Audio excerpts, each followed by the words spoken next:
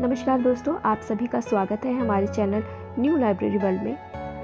दोस्तों, जैसा कि हमने पीजी डिप्लोमा कोर्स की एक सीरीज़ शुरू की थी, जिसमें मैं अभी तक आपको 3 कोर्सेज़ के बारे में ऑलरेडी पीछे बता चुकी हूँ, जो आप हमारी प्लेलिस्ट में जाके देख सकते हैं। अब मैं आपको जो बताने जा रही हूँ वो है लाइब्रेरी ऑटोमेशन एंड डिजिटाइजेशन।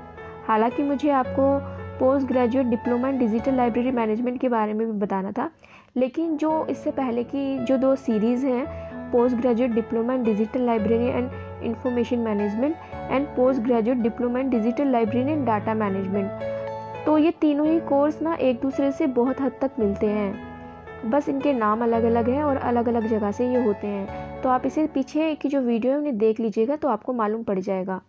तो चलिए दोस्तों, अब आज हम जो बात करने जा रहे हैं वो हम बात कर रहे हैं library automation and digitisation course के बारे में। तो चलिए सबसे पहले जानते हैं इस कोर्स के लिए एलिजिबिलिटी क्या चाहिए। दोस्तों, इसके लिए जो एलिजिबिलिटी होनी चाहिए वो किसी भी मान्यता प्राप्त यूनिवर्सिटी से आपके पास bachelor degree in library and information science होना चाहिए। कई जगह पे मास्टर डिग्री भी मांग लेते हैं। और इसके साथ में आपको बता दूं, अगर हम इसके कोर्स ड्यूरेशन की बात करें तो ये 1 साल का लगभग होता है, जहाँ पे ईयरली और सेमेस्टर वाइज एग्ज़ाम कंडक्ट कर लेते हैं। वो डिपेंड करता है इंस्टीट्यूट पे। ठीक है दोस्तों, तो और अब हम बात करते हैं, सबसे मेन है इसका फ़ीस स्ट्रक्चर। तो जो इसका फ़ीस स्ट्रक्चर होता है वो लगभग 20 से 30 हज़ार के बीच रहता है, लेकिन वो भी डिपेंड करता है संस्था के पाठ्यक्रम की अवधि के आधार पर। ये ध्यान रखिएगा आप। और मैं आपको यहाँ एक सबसे इम्पॉर्टेंट बात बता दूँ, अगर आप ये कोर्स करना चाह रहे हैं तो आप ये कोर्स फ्री में भी कर सकते हैं। तो मैं आपको ये बता देती हूँ, ये कोर्स आप फ्री में कहाँ से कर सकते हैं। और आप लोगों ने स्वयं का नाम सुना होगा।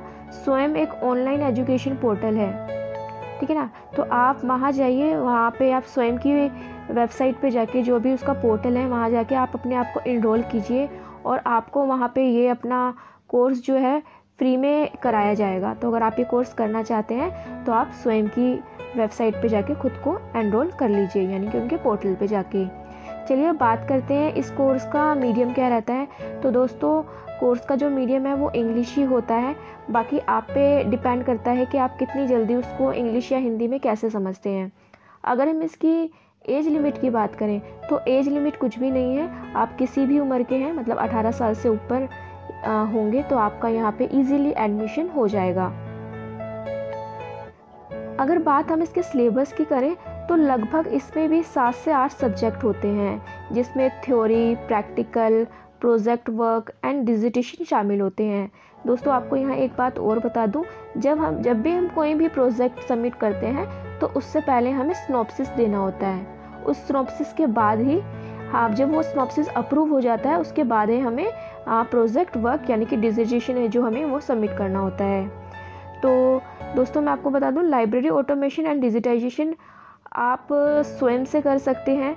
कुछ और भी प्राइवेट और गवर्नमेंट संस्थाएं हैं, आप वहाँ से भी इन्हें कर सकते हैं। बाकी मैं आपको लिंक आपके डिस्क्रिप्शन पे नीचे दे दूँगी, आप वहाँ से देख लीजिएगा।